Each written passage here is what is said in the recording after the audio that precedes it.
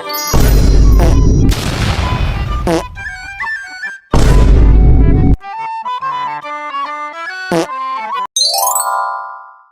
teman-teman. Nah, untuk pelajaran kali ini kita akan belajar tentang perkalian matriks. Nah, untuk perkalian matriks kita harus pastikan bahwa antara kedua matriks tersebut ordernya harus sama. Dalam matriks sendiri yang pertama itu ada yang namanya baris dan kolom. Nah, untuk perkaliannya order kedua matriks itu harus sama. Misal yang matriks C ordernya ialah 3 kali 2, dan matriks yang B ordernya ialah 2 dikali 3. Jadi antara matriks C dan matriks D untuk kolom dan barisnya itu sama, yaitu 2 dan 2. Jadi matriks C dan D dapat dikalikan. Kita langsung ke perkaliannya saja.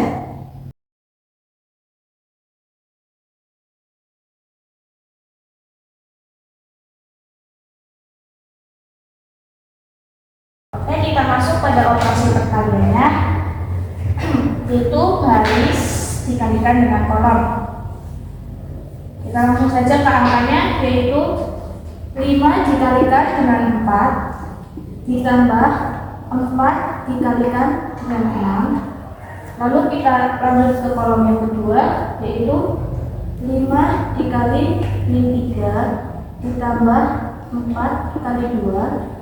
Lalu kolom yang terakhir yaitu 5 dikalikan 5 ditambah 4 dikali 2. Nah, untuk baris yang selanjutnya, yang ini melakukan seperti tadi.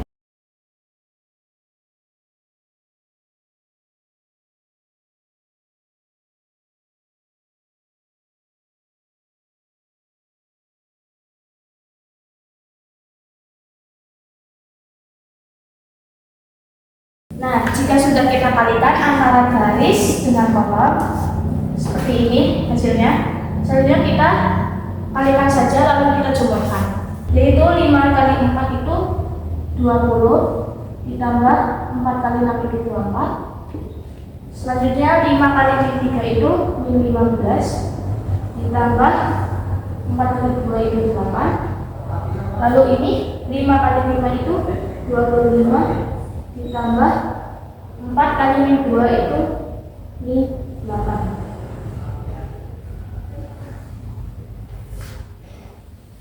Nah, selanjutnya lakukan cara seperti ini pada baris yang berikutnya.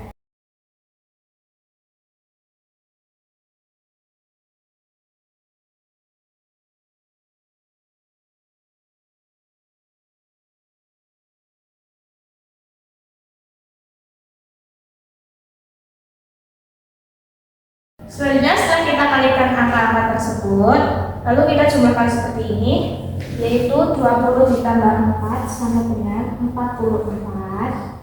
Min 15 ditambah 8 itu min 7. Lalu 25 ditambah min 8 itu plus 17.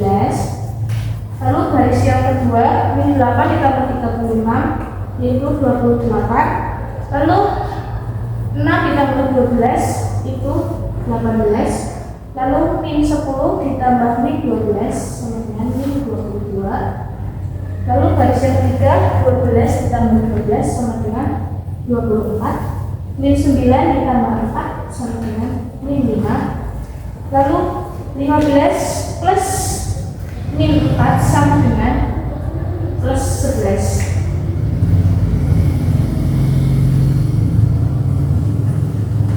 Jadi ini adalah angka-angka hasil dari perkalian antara matriks C dan matriks D, yaitu 44, min 7, 17. Lalu baris yang kedua itu 28, 18, min 22, dan baris yang ketiga itu 24, min 5, dan 11.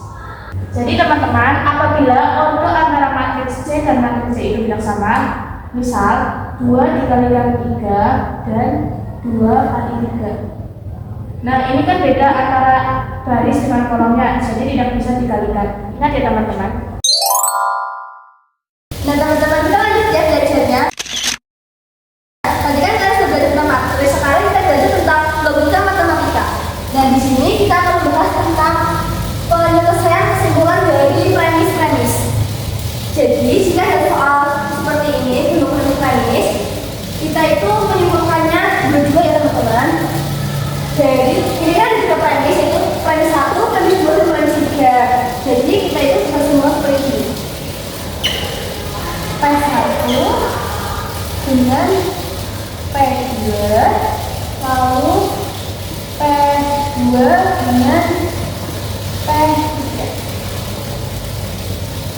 Nah, di premis yang pertama yaitu jika Budi rajin belajar, maka ia menjadi pandai. Jika Budi rajin belajar, kita ibaratkan dengan P, maka kita ibaratkan dengan kata mana? Ia menjadi pandai. Ia menjadi pandai, kita ibaratkan menjadi Q. Nah, diperoleh persamaan dari premis pertama yaitu P maka Q. Di premis kedua yaitu jika Budi menjadi pandai maka ia lulus ujian. Jika Budi menjadi pandai, di premis pertama sudah ada ibaratnya, yaitu ibaratnya adalah Q. Jadi ini Q, maka tadi ibaratnya apa? Maka ibaratnya itu adalah panah. Dia lulus ujian. Lulus ujian belum ada persamaannya di atas ya teman-teman. Jadi kita ibaratkan menjadi M. Dapat diperoleh persamaan di premis kedua yaitu Q maka M. Nah, sudah seperti ini teman-teman. Kalau kita lanjut ya. Nah, sudah diperoleh persamaan dari premis 1 dan premis kedua. Di kedua premis tersebut ada persamaan yaitu persamaan Q dan Q. Maka kita boleh coret. Jadi diperoleh hasilnya dari P1 dan P2 yaitu P maka M. Setelah kita mendapatkan hasil dari premis 1 dan premis 2, hasilnya tersebut kita pindahkan ke sini untuk disamakan dengan premis yang ketiga, persamaan premis ketiga yaitu P maka nah, kita kali lagi ke premis ketiga. Premis ketiga yaitu Budi tidak lulus ujian. Di premis yang sebelumnya itu premis kedua ada keterangan lulus ujian diibaratkan menjadi M. Berarti ini lulus ujiannya tidak ibaratkan menjadi M. Dan di depan kata lulus ujian ada kata tiga. Nah, kata tiga ini selalu disimbolkan dengan simbol negasi. Jadi dapat diperoleh persamaan dari premis ketiga yaitu negasi M. Kita pindahkan ke sini. Setelah ini kita coret hasilnya. Nah, dari hasil tadi premis 1 premis 2 dan hasil persamaan premis 3 ada kesamaan yaitu persamaan antara M dengan M. Maka kita boleh coret. Jadi dapat disimpulkan yaitu negasi P. Dapat disimpulkan dari ketiga premis tersebut yaitu negasi P. P sendiri merupakan ibarat dari Budi rajin belajar. Ditambahi dengan negasi, maka hasilnya yaitu Budi tidak rajin belajar.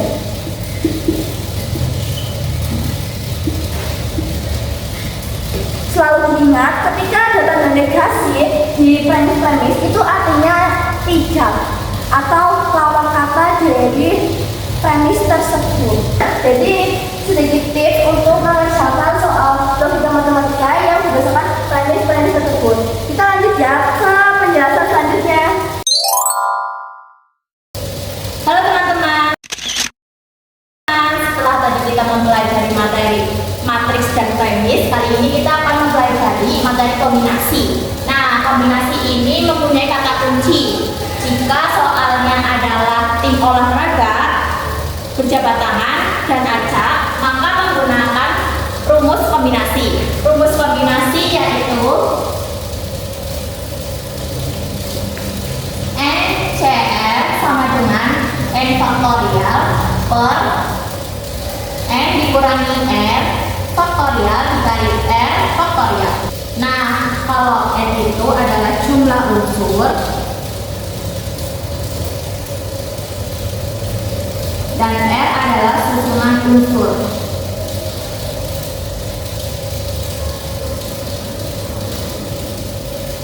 Nah, di sini kita akan menjawab salah satu contoh soal yaitu dengan berapa cara pasangan ganda bulu tangkis yang dapat disusun dari 10 pemain putra. Nah, kita akan menjawabnya di sebelah sini ya teman-teman.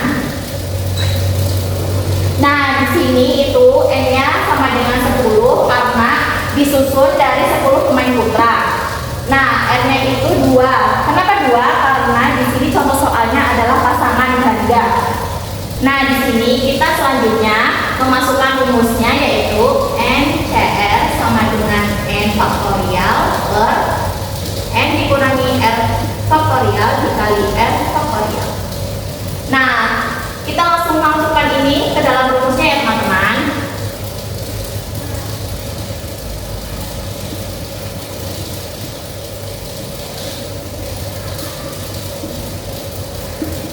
Nah, setelah ini jadi kita kurangkan dengan 10 dikurangi 2 dulu ya teman-teman.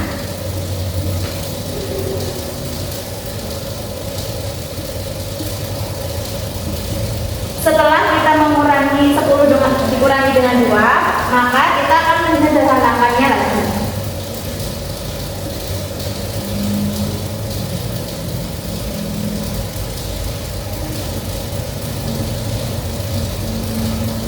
Ini adalah cara mudahnya teman-teman. Jika angka di bawahnya ini sama dengan angka yang di atasnya, maka kita dapat mencoretnya. Lalu di sini masih ada angka 2, kita boleh mencoretnya. Jadi 10 dibagi 2. Di sini sama dengan 5. Di sini sisa dari angkanya adalah 5 dikalikan dengan 9 sama dengan 45. Nah, jadi kenapa 5 dikali 9? Karena sisanya adalah 5 dikali 9. Karena 8 faktorial sudah dicoret dengan 8 faktorial yang di atas, dan 2 dicoret dengan 10. Karena 10 dibagi 2 sama dengan 5. Jadi angka yang tersisa adalah 5 dikalikan 9 sama dengan hasilnya 45. Nah, materi yang selanjutnya yaitu materi diagram. Nah, yang terakhir kita akan membahas penyajian data dalam diagram lingkaran. Untuk penyajian data dalam diagram lingkaran ini memiliki dua bentuk rumus. Yang pertama yaitu menggunakan rumus dalam satuan lingkaran derajat. Rumusnya adalah sebagai berikut.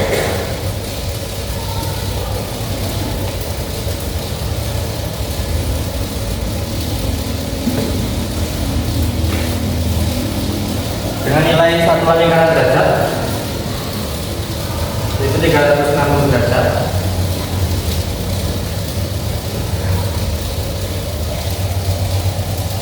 dan untuk rumus yang kedua yaitu jumlah diagram lingkaran dengan bentuk persentase. Untuk rumusnya adalah sebagai berikut.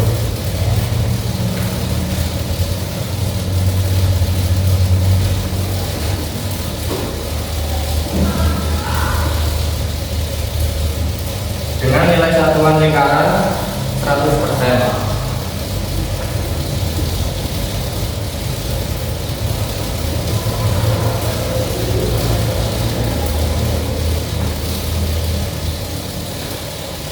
Nah, langsung masuk ke contoh soal. Di contoh soal yang ini menggunakan nilai satuan lingkaran derajat, maka kita akan menggunakan rumus yang pertama. Di sini kita akan langsung memasukkan angka yang ada pada soal. Yang harus pertama kita ketahui adalah jumlah derajat pada diagram yang kita cari. Nah, untuk diagram yang akan kita cari sendiri di sini yaitu ekstrakurikuler PKS. Maka kita akan mencari jumlah derajat pada diagram PKS ini. Dapat diketahui untuk diagram pada PKS ini ada tanda 90 derajat. Maka diketahui untuk jumlah derajat datanya adalah 90 derajat. Langsung kita masukkan ke rumus. Dan kita bagi dengan nilai satuan lingkarannya yaitu 360 derajat. Selanjutnya kita kali dengan jumlah data yaitu jumlah anak yang menyukai ekstrakurikuler di sekolah tersebut, yaitu sebanyak 200 anak. Untuk mempermudah perhitungan kita dapat menyederhanakan jumlah ini terlebih dahulu, yaitu 1/4 dikali 200.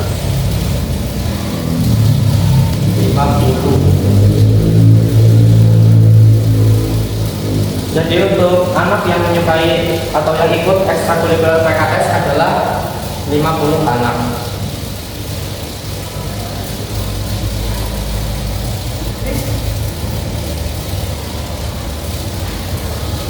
Nah, untuk rumus persentase juga sama cara perhitungannya, hanya saja nilai satuannya yang berbeda.